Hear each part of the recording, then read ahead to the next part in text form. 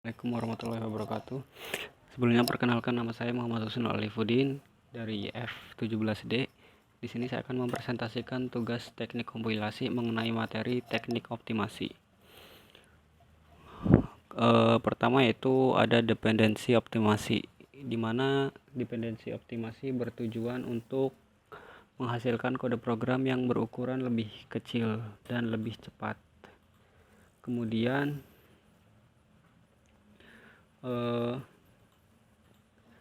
dependensi optimasi ini terdiri dari machine dependent optimizer, ada juga machine independent optimizer atau optimasi lokal dan optimasi global. Lalu optimasi lokal merupakan optimasi yang dilakukan hanya pada suatu blok dari source code dengan cara yaitu folding dan redundant sub-expression elimination.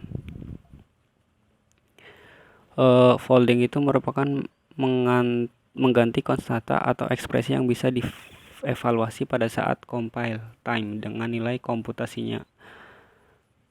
Kemudian redundant sub-expression elimination itu hasilnya digunakan lagi daripada dilakukan komputasi ulang.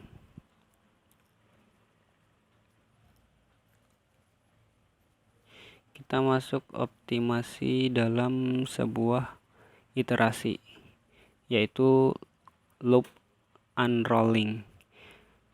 Mengganti suatu loop dengan menulis statement yang ada dalam loop ditulis beberapa kali karena sebuah iterasi pada implementasi ke level rendah memerlukan pertama inisialisasi nilai awal, kemudian pengetesan, terus juga adjustment. Adjustment itu penambahan atau pengurangan nilai pada variabel loop dengan jumlah tertentu.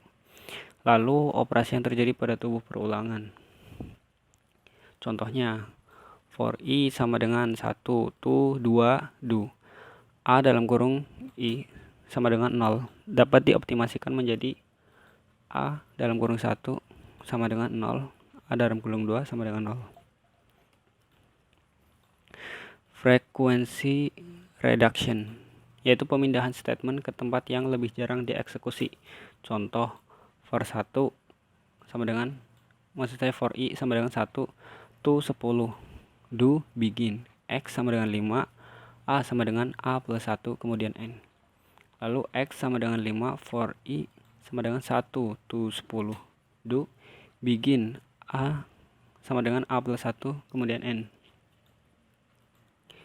Lalu kita masuk strength reduction, penggantian suatu operasi dengan operasi lain yang lebih cepat dieksekusi. Misalnya, pada komputer, operasi perkalian memerlukan waktu eksekusi lebih banyak daripada operasi penjumlahan. Contoh lain, A sama dengan A plus 1 dapat digantikan dengan INC dalam kurung A.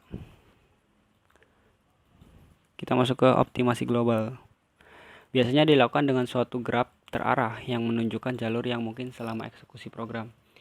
Ada dua kegunaan optimasi global, yaitu bagi programmer dan untuk compiler itu sendiri. Bagi programmer itu ada unreachable atau dead code, kemudian unused parameter, ada juga unused variable. Unreachable atau dead code itu kode yang tidak pernah dieksekusi. Lalu unused parameter merupakan parameter yang tidak pernah digunakan dalam prosedur. Kemudian unused variable, variabel yang tidak pernah dipergunakan. Contohnya, x sama dengan 5, if x sama dengan 0, then a sama dengan a plus 1. Itu untuk unused, itu untuk unreachable atau dead code. Kemudian contoh unused parameter, misalnya dengan menggunakan bahasa Pascal. Lalu untuk unused variable, contohnya program pendek seperti variabel a, B sama dengan integer, begin, a sama dengan 5, kemudian n. Lalu bagi compiler itu sendiri ada dua, yaitu meningkatkan efisiensi eksekusi program, kemudian menghilangkan useless code atau kode yang tidak terpakai. Lalu kita masuk ke tabel informasi. Ada dua fungsi penting. Yang pertama untuk membantu pemeriksaan kebenaran semantik dari program sumber. Lalu untuk membantu dan mempermudah dalam pembuatan intermediate code dan proses pembangkitan code. Secara umum sebuah tabel simbol bisa memiliki elemen-elemen tabel sebagai berikut, meskipun tidak semuanya dipergunakan oleh semua compiler. Yang pertama yaitu nomor urut identifier. Kemudian ada nama identifier, tipe identifier, object time address, dimensi dari identifier yang bersangkutan, nomor baris variabel yang dideklarasikan dan direferensikan, kemudian field link. Tabel informasi implementasi. Beberapa jenisnya yaitu ada tabel identifier, tabel array, tabel block, tabel real, tabel string, tabel display. Saya jelaskan satu-satu. Tabel identifier memiliki nomor urut identifier dalam tabel, nama identifier, jenis dari identifier seperti prosedur, fungsi, tipe variabel, dan konstanta. Kemudian tabel array dipergunakan untuk menyimpan informasi suatu identifier yang bertipe array. Tabel ini memiliki field seperti nomor urut suatu array dalam tabel, tipe dari indeks array yang bersangkutan, tipe elemen array, kemudian referensi dari elemen array, indeks batas atas dan bawah array, jumlah elemen array, ukuran total array, dan yang terakhir elemen size. Untuk tabel blok dipergunakan untuk menyimpan informasi blok-blok yang ada pada tabel utama berisikan field.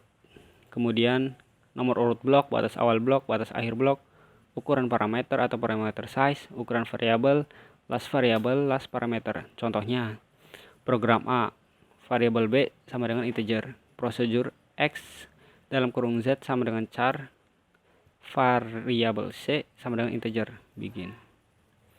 Kemudian saya jelaskan tabel real. Dipergunakan untuk menyimpan nilai dari suatu identifier yang bertipe real atau pecahan. Elemen-elemen ini dari tabel adalah sebagai berikut. Yang pertama itu nomor urut elemen. Nilai real suatu variabel real yang mengacu ke indeks tabel ini. Pemikirannya di sini setiap tipe yang dimiliki oleh suatu bahasa akan memiliki tabelnya sendiri. Lalu ada tabel string, dipergunakan untuk menyimpan informasi string yang terdapat pada program sumber. Elemen-elemen yang terdapat dalam tabel ini adalah nomor urut elemen, karakter-karakter yang merupakan konstanta. Lalu yang terakhir ada tabel display, merupakan untuk menyimpan informasi-informasi mengenai blok-blok yang lagi aktif. Elemen-elemen yang terdapat dalam tabel ini yaitu ada nomor urut tabel, kemudian blok yang aktif. Pengisian tabel display dilakukan dengan konsep stack. Sekian presentasi dari saya mengenai teknik optimasi. Apabila ada kesalahan, mohon maaf yang sebesar-besarnya. Wassalamualaikum warahmatullahi wabarakatuh.